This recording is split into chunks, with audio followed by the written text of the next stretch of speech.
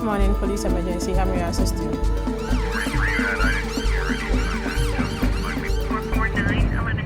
Good evening and welcome to Ghana Police Watch. This evening we present the second part of our focus on cybercrime, which put simply is crime committed on or with the aid of the electronic media such as the internet. As noted last week, millions and millions of people are now using the electronic media. Financial institutions, particularly banks, have also moved many of their services online for improved performance and convenience of their customers. This has, however, been at a cost, significantly cybercrime, which is one of the fastest growing crimes globally.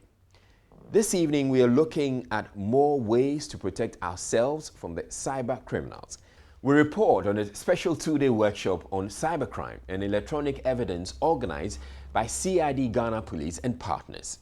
50 stakeholders from the police service and key sectors came together to deliberate precisely on combating this crime, emphasizing its importance to Ghana's economy and national security. Before then, however, let's share some of your comments on last week's program, which we are glad to say has earned rave reviews from you. Kwame Osei from Kumasi says, "Well done. This is a very interesting program. Really got me thinking." Ama in Tamale says, "I used to share the pin of my ATM card with my other half, but not anymore." Ifya from Takrady says, "Police Watch, kudos, keep it up. Scam top 10 pa. Please show that again." Okay, Ifya, we shall oblige you and show our scam top 10 again this evening. Salifu says, "The Yahoo boys are too many in Ghana these days. Police must act. These lazy boys, instead of finding better things to do. Rogue Wi-Fi pa. I used to just plug my phone anywhere. Not anymore," says Infojo from Tema. We received a mail from Mustafa, a former IT manager for one of the top hotels in Accra. He says, "Since day one, I've been a fan of Ghana Police Watch. I have a project called Cyber Security Campaign. I want to discuss it further with you." Why not, Mustafa? And I'm sure we'll all want to hear it too. Please send it to us. And this goes for everybody. Please send all your comments and ideas to Ghana Police Watch on Facebook. Protecting Ghana from cybercrime is a shared responsibility. As requested, let's take another quick look at the short documentary that features our scam top 10.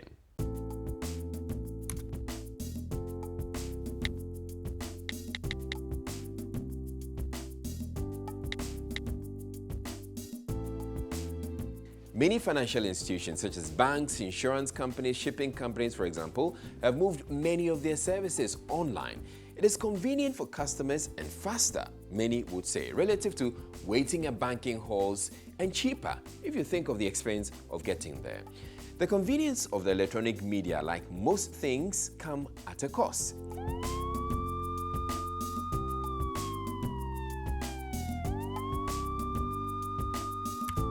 In our laws, any crime that is committed wholly or partially with the use of electronic devices could be termed as cybercrime. I know the general public will only talk about the fraud, but there are so many of them. Keystroke logger can be a software and it can be a physical device. Once a keystroke logger is attached to a system, it logs all activities of that system. If I work in an institution called ABX, criminals will set up a Wi-Fi with the same name, ABX, and then come closer to my environment. Because my employees might not be aware that those Wi-Fis are set up by criminals and they are used to the ABX network, anytime they come in, they will just try to log into ABX. The criminals will try to disable the original network and then have their own running. Phishing is basically sending out emails with the intention of just getting people's credentials. Man-in-the-middle attack. Hackers are able to intercept data in transit, information that is flying across networks. Criminals are able to access databases, especially on transaction databases. Like you go to e-commerce sites where they know individuals will be inputting their credentials like ATM details and pins. These individuals are able to use an advanced brute force technology known as Kali to run a brute force attack on the web applications that interface with the database. Malware is just a software that is designed for malicious purposes. Charlatanic adverts that are not true, that are sent out there, fake news, sextortion. Sextortion basically deals with this blackmail with nude pictures. Identity fraud is where they steal your identity to perpetrate crimes. We are going digital, and the truth is that it is good. We move everything from the physical to the virtual. The criminals will also move the activity to the virtual. So we should get ready for it.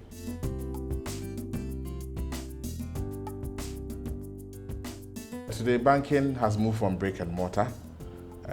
Customers do not like to come to banking hall to come and transact. They want to sit at the comfort of their home. They want to be abroad and they want to do business. So that convenience also comes with a very huge risk.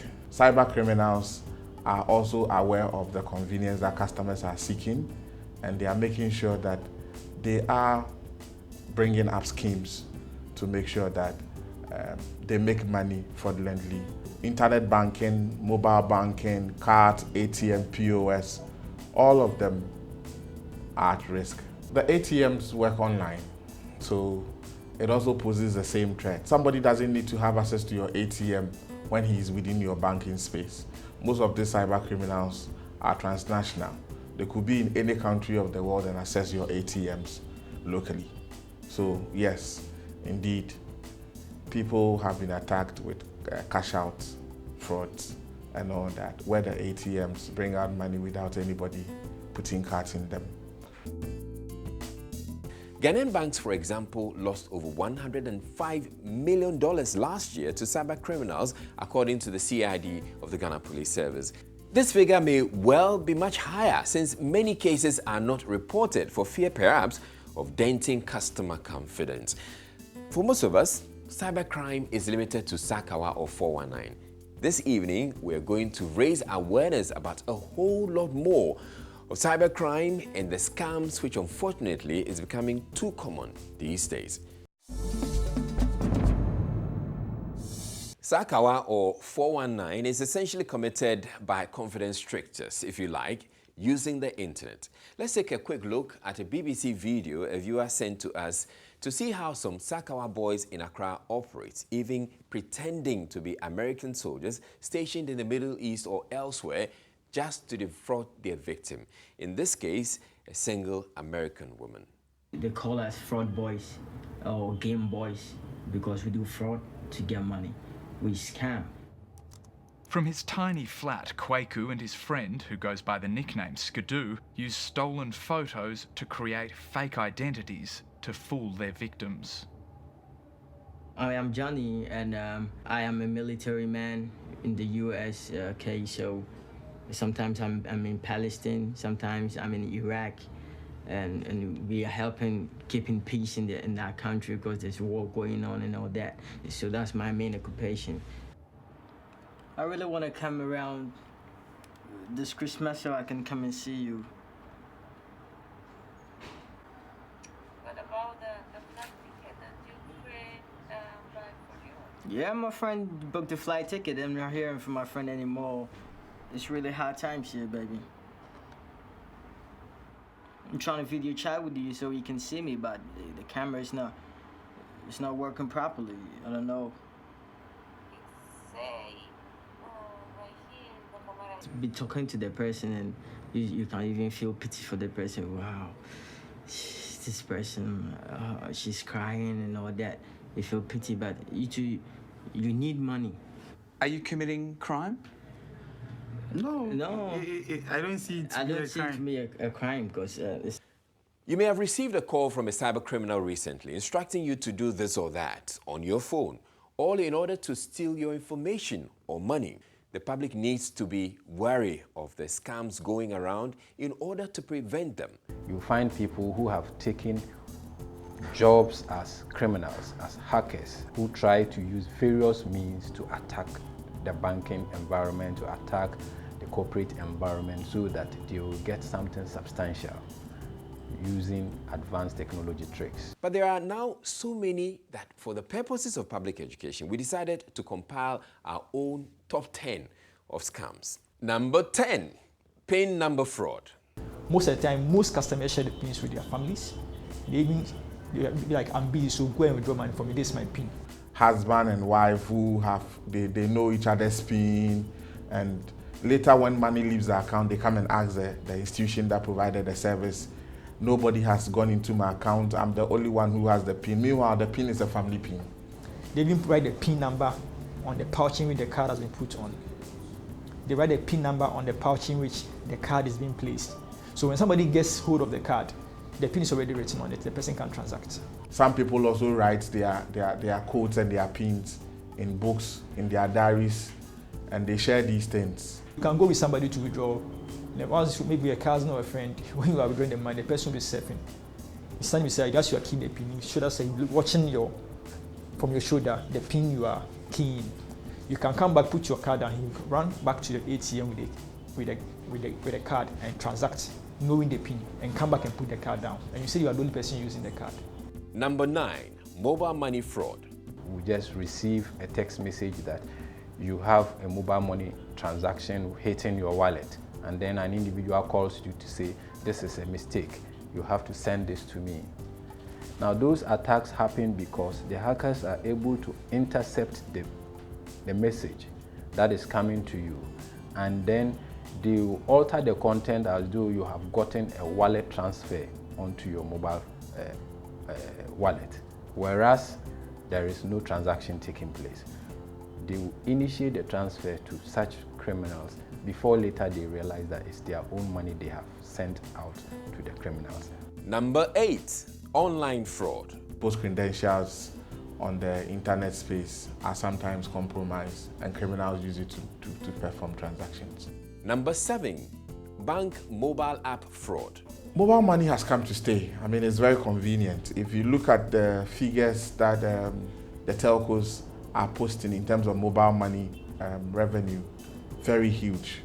Everybody is doing it. It's the most convenient. In the past, you need to travel and put money in an envelope and give it to somebody, to be given to somebody, to be given to somebody. Sometimes bus drivers are supposed to carry these monies and they hardly reach their destinations. So again, convenience has come, but also the threats. I mean, the Momo threats are on the streets, they are in the bedrooms, they are in the churches, everywhere. You get people calling you, I've sent you some money and I made a mistake. If you can just send it to me and keep some. And by the time you realize that you even try to help the person, you have been defrauded. Number 6, point of sale fraud. You issue a customer a card. A customer is the card holder. He holds the card and he visits a POS or ATM to transact. Now the card holder with the card is present at the point where the terminal is. But there are instances where skimming devices are put on these terminals so that the customer puts in the card, the information on the card is cloned, is picked. Number 5, email fraud. There are times when customers are genuinely sending mails in regards to transactions. People intercept the mail and communicating with the recipient of the mail. The recipient of the mail thinks that he's communicating with the owner, the original sender of the mail, and probably he instructs the person to send the money to this account.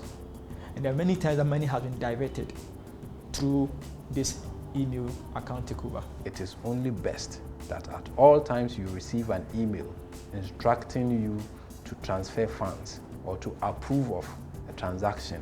You first of all confirm with whoever sent that email to you. Not replying through the path, but sending an email separate to the email you received. Number 4, farming, which has to do with stealing information. Criminals deceive individuals through mails and URLs to click on suspicious mails, which actually redirects them to cloned websites, so that they will be able to fish information from them and use those information to attack their target. One of the riskiest part is the use of USB devices, pen drives, flash drives. You can just get a cleaner and tell the cleaner, you see this pen drive, slot it into that PC which is behind madam. By the end of the day, when I come, I'll sort you out. Gives the cleaner 1,000 cedis. The cleaner is happy that he didn't do any work. He only slotted a pen drive onto a system and he has 1,000 cedis. Meanwhile, that keystroke logger was able to record all the activities that was carried out in the course of the day, especially user credentials on the network. For you to be vulnerable, it's both external and then internal. And the internal threats have got to do with from staff who are not honest, dishonest staff who compromise systems and give details of customers and systems to external criminals for them to perpetrate fraud. When the people you are dealing with are internal, the risk is higher. Number 3, advance fee fraud. People impersonate the bank, impersonate staffs of the bank. They can try to engage in a business deal with you and tell you to pay some money, and that you have received some funds into this in your account in this bank, or somebody in this bank left some money for you, so send some money, and they come back to us telling us they've been giving these documents for us to confirm some things for the money to be released, only for us to confirm the documents and tell them that these documents are not genuine, they are fraudulent. Number 2, remittance fraud. People receive remittance codes from various remittance platforms and they try to cash out these remittances in the branch. Most of the time, these codes are intercepted by hackers, or sometimes even there are teller complicity. Tellers are involved, they connive with those people who intercept these codes to withdraw the money and they share the money. So there are 3 ways it can happen. People can come into the banking hall as if they are coming to transact, and they'll be surfing around. When people are trying to fill their forms, they'll be watching the control numbers. So just and pick the control numbers, quickly walk out, give it out to a teller in a different branch to kill the transaction. So before even the person gets to the teller point, the money has been cashed out. And number 1, card fraud. When a card holder who has the card visits a terminal to transact himself with the presence of the card. And at that particular point, when skimming devices have been stored on those terminals, it can steal customers' information on the card. That's where the card gets cloned. It can be used to perform card-not-present transactions. I think that in the past years, various solutions have been brought to deal with online threats, and most of them have yielded results. But the criminals have also found ways of beating it. I mean, we thought that second factor authentication was going to be the thing to go. 3D Secure was going to cure the threat of online banking in terms of cards. But today, there are reports of compromised 3D Secure. And we need to work harder. The people within the anti-cyber space need to work harder, because the criminals are always an inch ahead of us. They are investing, they are researching, they are always finding new ways of beating the solutions that we put together. Education, education, education.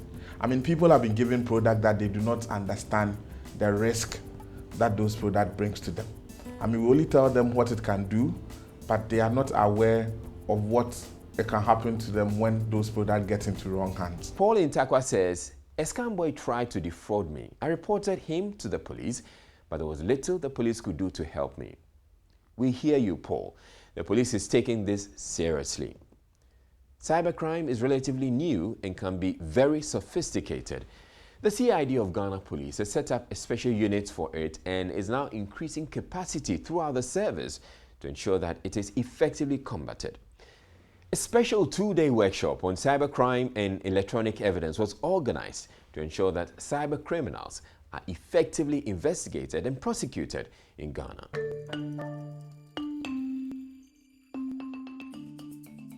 Police Watch was there to find out more. The workshop was opened by COP Mamiya Tiwa Adodankwa, Director General, CID Ghana. Cybercrime is an emerging crime all over the world. And it's one of the challenges that every organization will face, irrespective of size or the amount of money that is involved. There are so many ways that cybercrime is affecting the global economy. And as investigators, we cannot investigate cybercrime related cases without understanding and appreciating what it is and how we can get evidence to prosecute cyber-related offenses. And when you talk also about the electronic evidence, even in traditional crimes, there's so much that you can get from electronics, from laptop, from mobile phone, from pen drives and other things. But how do you get this evidence, especially when they are deleted, especially where the person has done something to that electronic device? Electronic evidence is not tangible. It is not something that you can appreciate, so it can easily be manipulated.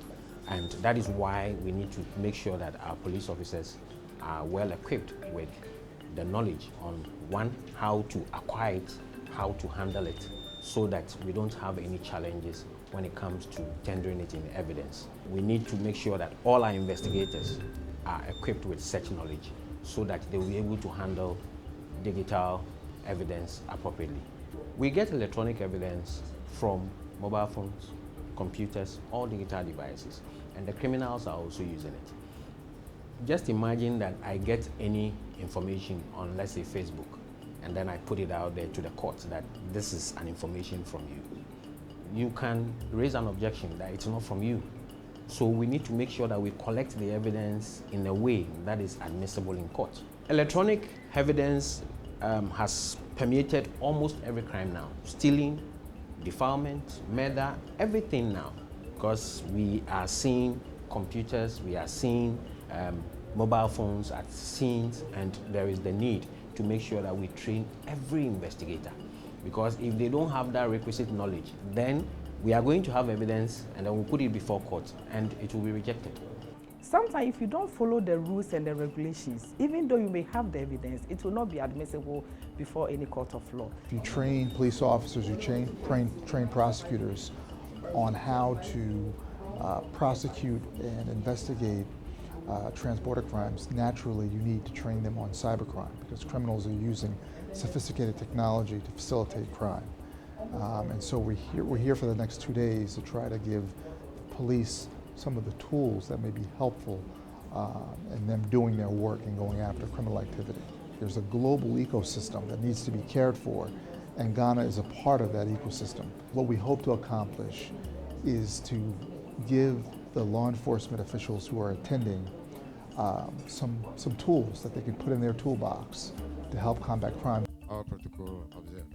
Cybercrime, yes, is one of the numerous crimes we have in the country, but it has become topical due to its technological-driven nature and the fact that it has become so pervasive. Now, what is more important about cybercrime is the fact that the actors are not usually seen.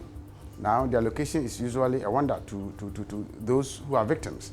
Now, as a department, our responsibility is to help the nation resolve this problem. The Detective Training Academy has brought on board the aspect of cybercrime training, which was hitherto missing. And so it is really preparing detectives right from the start. As we all know, Food and Drugs Authority is the institution responsible for regulating food, medical devices, drugs, cosmetics on our market. Most of the pharmaceutical crime complaints or cases we received are cyber or computer related. So it has become very important for us to gain or increase knowledge in this area, cybercrime.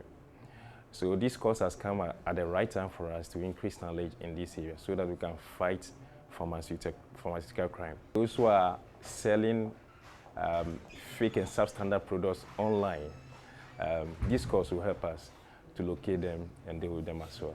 Advantages of the use of these digital devices is more important. But it's easy to use and people enjoy using it. But criminals have also taken advantage of it, and then they are using it to commit crimes. It's very important for us to move into this aspect of investigations. Those days, people will have to come to office to come and complain. But now, we have moved from that to the digital age. So a lot of cases are coming in this angle for us to also investigate. Therefore, this course is very, very important for us. It is an eye-opener for us, and it has helped us so far to know how the criminals behave in the cyberspace and how they commit the crimes. And our facilitators are teaching us how to combat them. Without the combating of these crimes, the whole economy of this country, an officer of the EOCO, I think this course has been so important to us, and that at the end of the day, we will use what we have learned here to also try to make sure that these criminals don't take advantage of our society and then commit crimes. At the crime scene, the first police officer to be there will not be an investigator, most likely going to be an ordinary policeman. How he handles the phone there is very, very important, so we don't lose evidence. So they also need to understand. That is why we are getting it to all our training schools and making sure that they all get the knowledge that is required for them to perform their duties. So subsequently from here, the next thing is that gradually, it's expensive, and then they are out there, they are working. You cannot put all of them in the classroom, so they come in batches. So hopefully, it's our prayer that by the next 2 years, we'll get all our investigators into the classroom to give them what is required, and so that they'll be able to deliver. We have other sister law enforcement agencies like YOCO, like BNI, they are all prosecuting. So it is something not just for the police. And FIC is there because they also pick intelligence and then assist us with it. So I think putting all of them in the classroom, we are sure that we will achieve that kind of synergy that we require.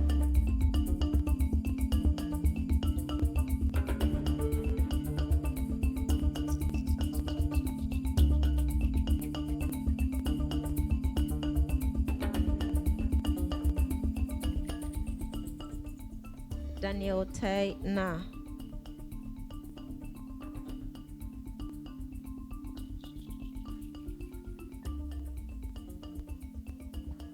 Daniel Na Doku.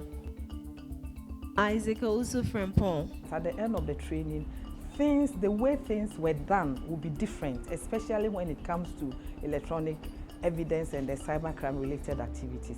We want them to use their knowledge to help every citizen who comes to the police station to report a case, even if it is not cyber related, but traditional crime.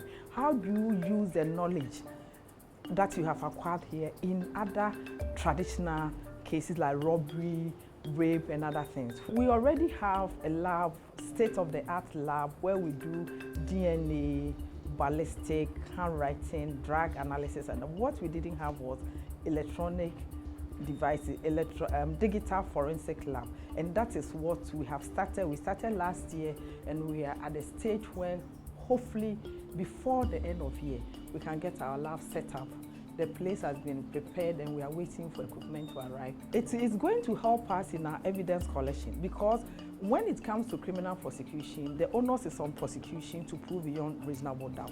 So whatever that you do as an investigator, you have to gather your evidence in such a way that whatever case that is before you, you can support that with evidence. And without evidence, you don't have a case. It's not about the truth, it is about what you can support with evidence.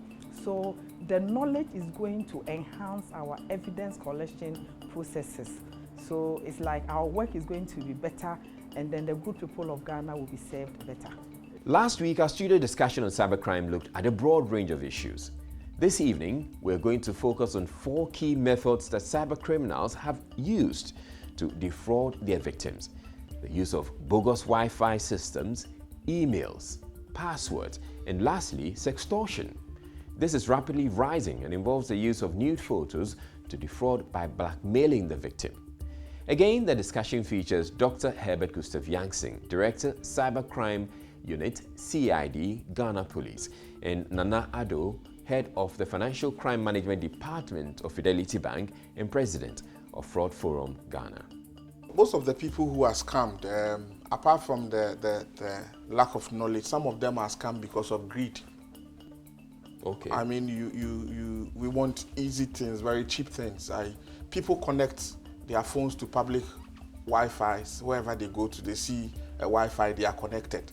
And I mean, some of these guys, these criminals are setting up Wi-Fis that look authentic, and when you connect, that is it.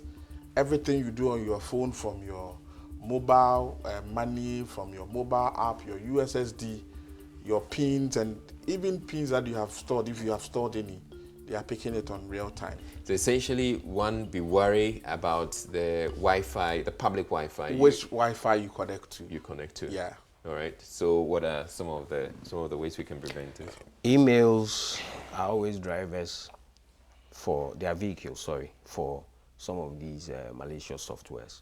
And unfortunately, some people even go into their spams just to go and see what emails are there.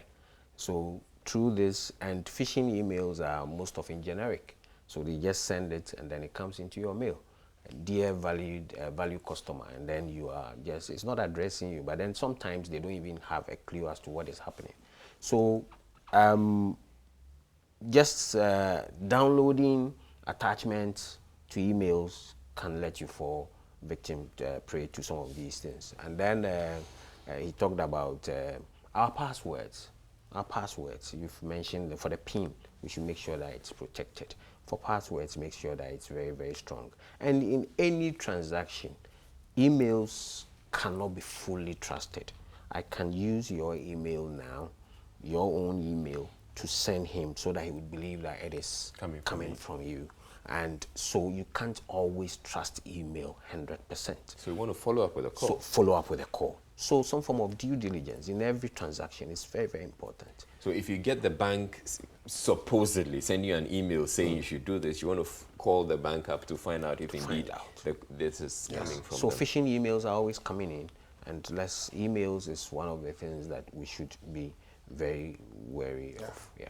And as we call up, and even between two individuals doing their own transactions, emails could be intercepted and then the data modified. So for example, he sends me an invoice of 500,000. The 500,000 is intact because I know the value of the goods, but their bank accounts, I change it into your, or you change it into, you are the middleman, you change it into your email, and then me unknowingly, I pay the money into your account instead of his. Right. So these are things, that is why I'm saying that there's the need to just cross-check. Yeah. There's, in all transactions, do some due diligence.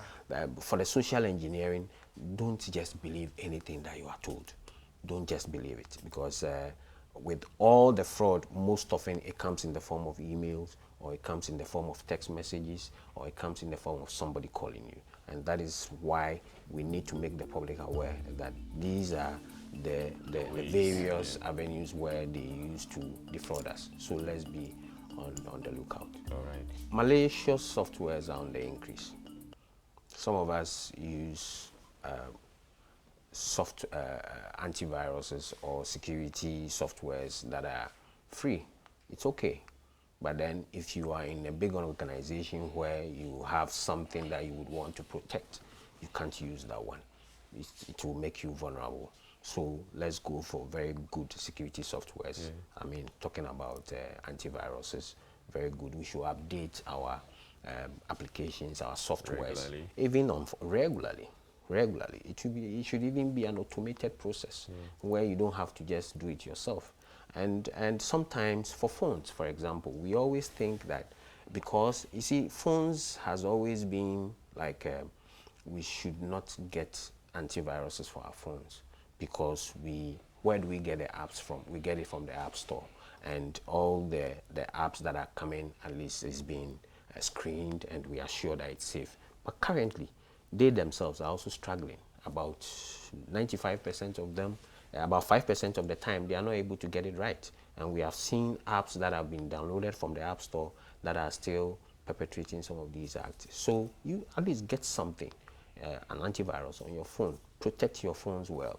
And then one thing that I would also want to say before we conclude is that our ladies, the pictures, nude pictures, our ladies are taking them and they are being blackmailed all the time.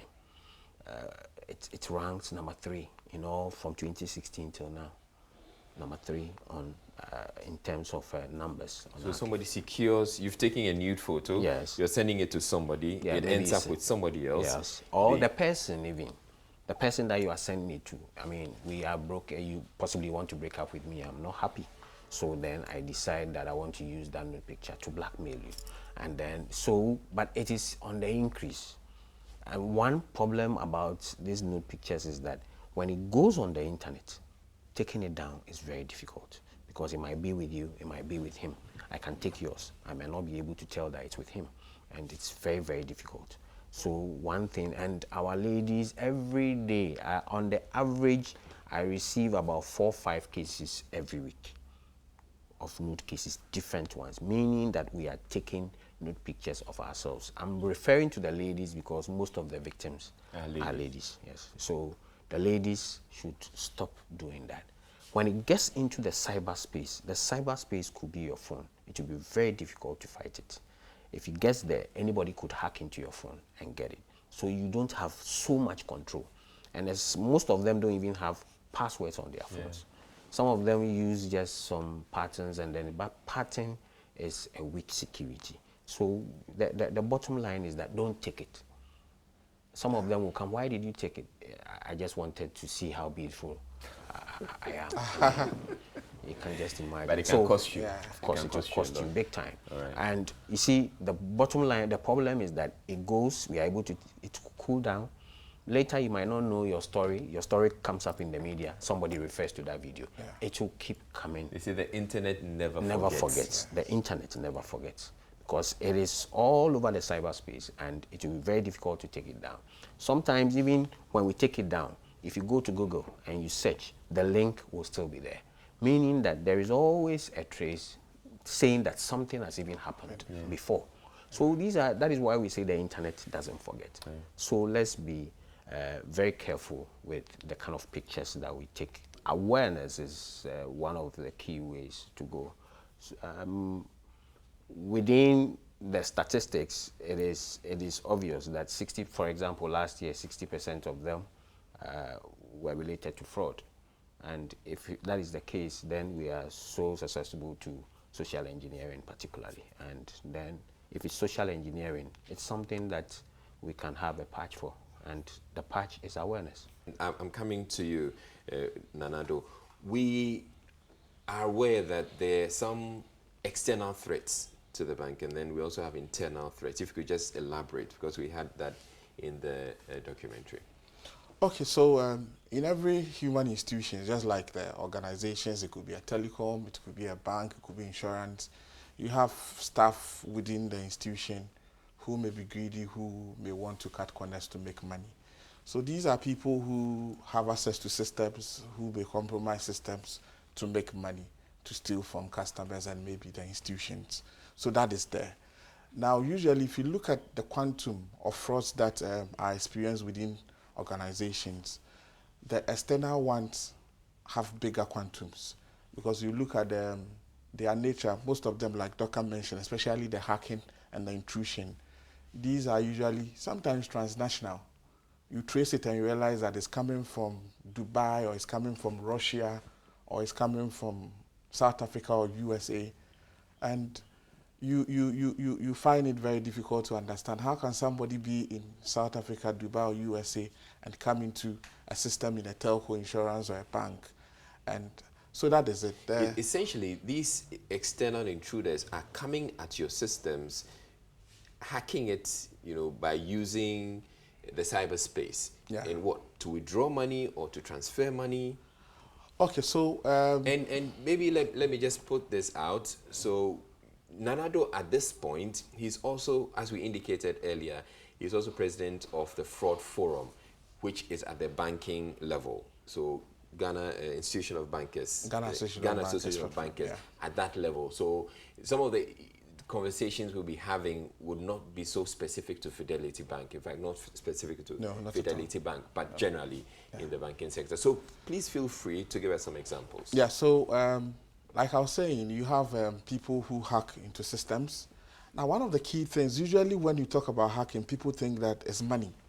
Information is more valuable than money, because if you have people's account details, then you can make money out of it. All right. So when people have hack into systems and they get authentication details, obviously they can do transactions. Authentication details, as in they can hack into the system and know what your PIN, Exactly. the customer's PIN is, for instance. Exactly. So internally, like I said, if you have somebody who is able to hack into a system and at that point compromises the systems and is able to see people who have logged into systems with their password, and then they are able to, I think we call it keyloggers, right? Yeah, keyloggers, yeah. They get the password into systems, it can be a bank teller. And then once this hacker gets access to that information, essentially they're probably opening a new account and transferring money into it. Exactly. So these monies are withdrawn across different countries. I mean, there have been cases both abroad and home where monies have been withdrawn via ATM after different transactions were put into different accounts that had been created. But you know that one of our biggest challenges is our identification system. Because if indeed we are able to put faces to these people and we know that these are people who have opened accounts, even when these things happen, we may be able to look for them.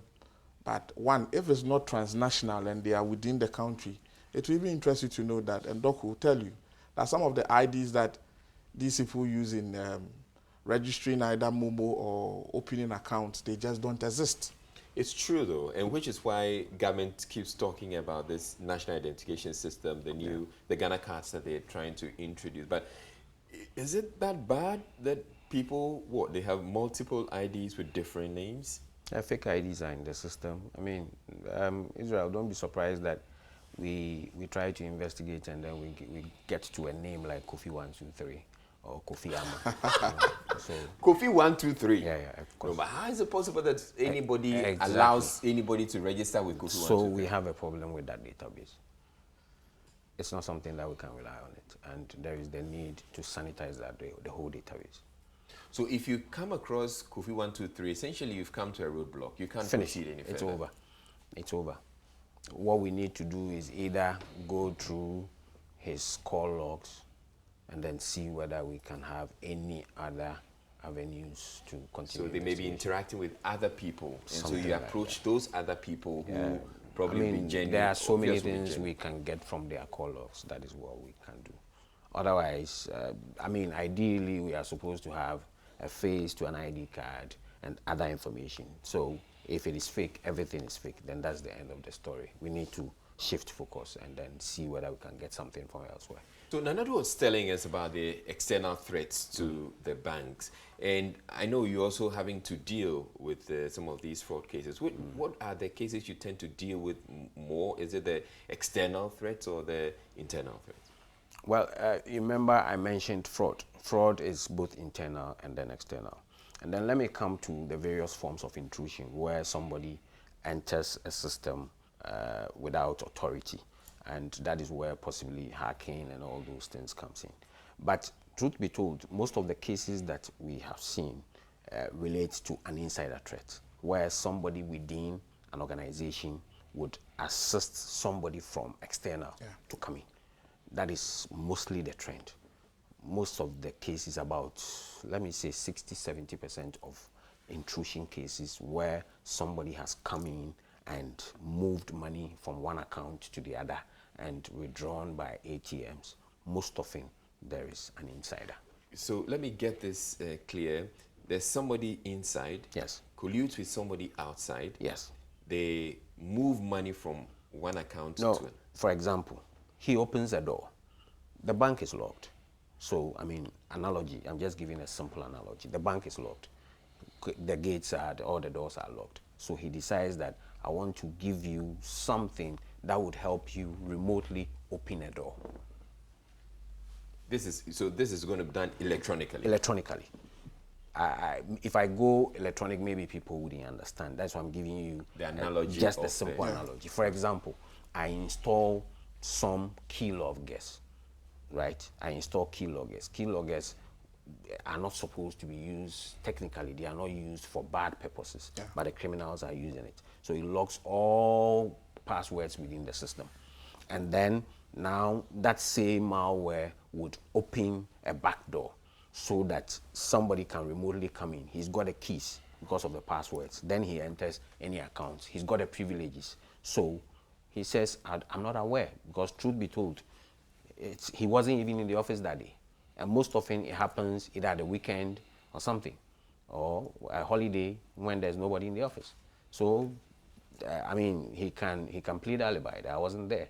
So then somebody comes in and then opens the door, and then he comes in to do any other transactions. They move it into an account which has already been created, or a new account that has been created preparing for that operation. Probably with a fictitious name. Well, it's some of them we've seen it with a fictitious name. There was one that there was a fictitious name, and then eventually we had to trace it to the original name. So, but that was during investigations. So they created with a fictitious name, but of course the pictures are there. You can't run away from it. And then the ATM cards. So monies are withdrawn from different ATMs. Oh. Yeah, they start withdrawing. They will withdraw some from ATM. They will move some into other accounts. Now he moves the money into one account that he's in control of, and then he's got some other accomplices that he moves the money to all of them. And then they will all be withdrawing from different ATMs at the same time. There was an instance like that in the UK. It was this WhatsApp video that was making the rounds where we had some guys were arrested actually. So that's the kind of scheme you're talking about. Yeah, of course. Yeah, it's happening here, right here in Ghana. Israel, let me just add to what Doc said. There are times where the people who are used by these external criminals may be inside, but they don't even know what they are doing. Okay. So they don't know that they're colluding. Yes, it could be a cleaner, it could be an attendant, it could be a security man who said, oh, this person who sits on that role in the company left a pen drive with me. Please slot it in that PC for me when you are cleaning on Friday. And like you were saying, that pen drive may be the key to open up systems. Yeah. And then remotely, they move money. Now, before this will be done, now one of the things that we usually underestimate these guys is that they plan. So before that, they have people who have accounts that are waiting to be used. Again, some of these people may not even know that this is the purpose of they being asked to go and open account or have Momo account and all that. When the monies are moved into these accounts, they have to withdraw them and bring it back to their master. So what you saw in the US, I mean, it's true. Now, the other category, it could be external one, where through the use of websites, some websites are created, fictitious ones that look like a bank or a telco or an insurance website, and then they request for some confidential information. In the case of the bank, give your card number, give your expiry date, give your date of birth, give this, and they think they are dealing with their banks. Usually when they put this up there, you see them leave a notice that we are supposed to do an upgrade of systems, and within the next 48 hours, if you don't give us these details, you may not be able to operate your account. So based on the urgency, you see people put all these details in there, but they are also taking the information on real time, and they are either shopping online or they are creating other details. Now, Doc mentioned ATM. ATM scheming is also something that has been on the increase for the past 2-3 years in this country. I mean, bad people, these guys go plug scheming devices on ATMs, and there are times where you go to particular joint and you see a chain of ATMs like Kolebu. ATM bank. Yes, they call it ATM farm, yes. So you see a chain of ATMs at a particular place, and they go put the scheming devices that are used in copying the card details from the customer's cards. They put a pinhole camera to take the pin details, and then when they are done, they create duplicate of these cards, and then they make withdrawals. Now, if they realize that an ATM is a little bit secure, then they cannot compromise. They put glue on the keypad, and they put a notice that this ATM is faulty, go to these ones. So essentially, they are directing the traffic to where they want. Exactly. Yeah. Exactly. So the external threats are there, the internal ones are there, the external ones are also there. Right. Let's talk about Momo fraud. Incidentally, we have a clip which just goes to demonstrate exactly what is happening out there. So let's just watch this clip and return and have some more conversations about this. Hello. Hello. Please, how are you? I'm fine. Please, am I talking to Abiganati? Yeah. Okay. It's MTN. We call you this afternoon. So you are welcome to MTN this afternoon. Okay.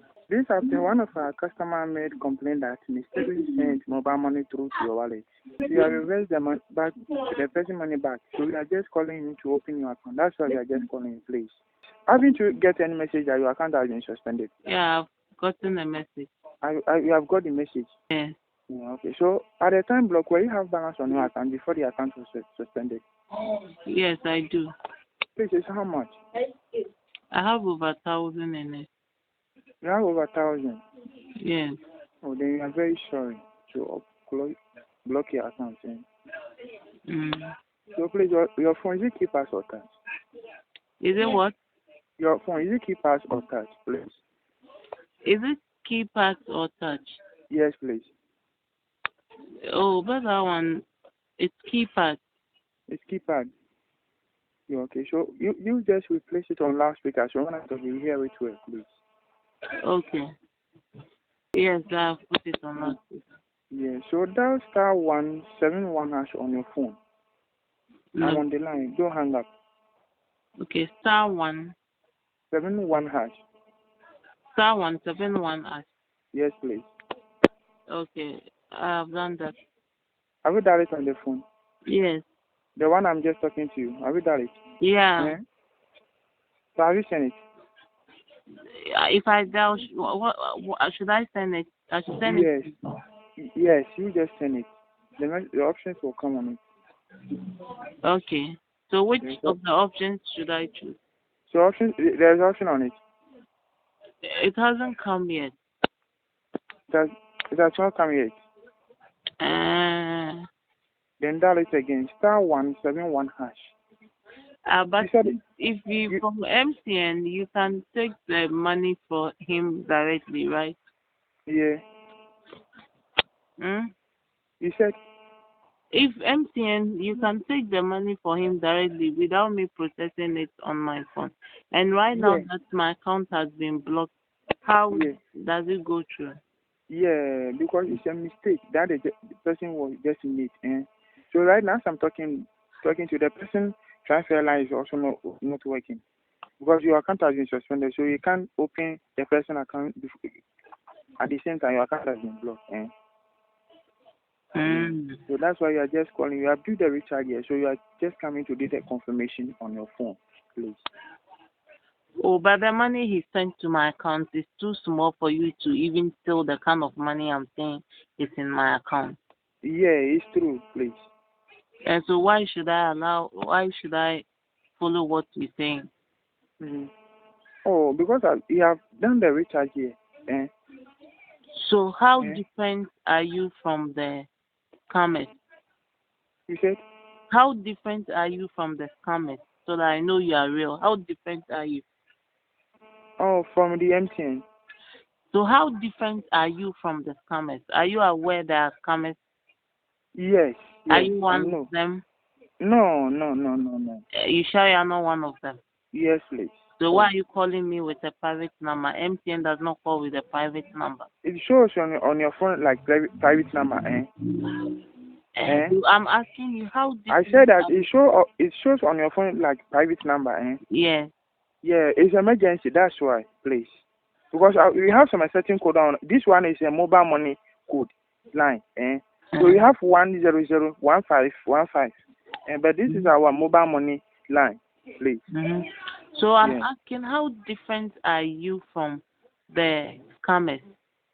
From the scammers? Yes. Oh, but I'm not a scammer, please. How can I scam you? You are. So what's your name? You didn't tell me your name. You're calling from MTN. And you didn't call me your My name is Ejenim Boateng Emmanuel. Ejenim Boateng Emmanuel. Yes, Which please. branch of MTN are you? Osu branch. Osu. And today being Saturday is open there? Yes, please. So Osu, who is the manager there? He said, who is the manager here? Yes, the branch of Osu, because I know. Who is the manager there? Please, hello? Yes. So should I give the line to our manager? Your people are coaching you. He said, so what's the name? I'm asking you. I didn't tell you to give it to your manager. What's the name of your manager? Hello? Yeah, talk. He said what? I'm asking the name of your manager. The name? Yes. The name is...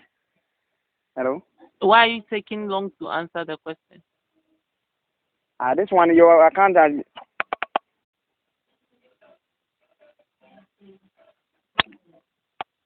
My account has been what? Hello? Yeah, I'm all yes. I said, your account is blocked. So right now, we are here to unlock your account for you, and you are there and you're asking some questions. So don't unlock it. I want it to be blocked, okay? You want your account to be blocked? Yes. Okay. So good luck.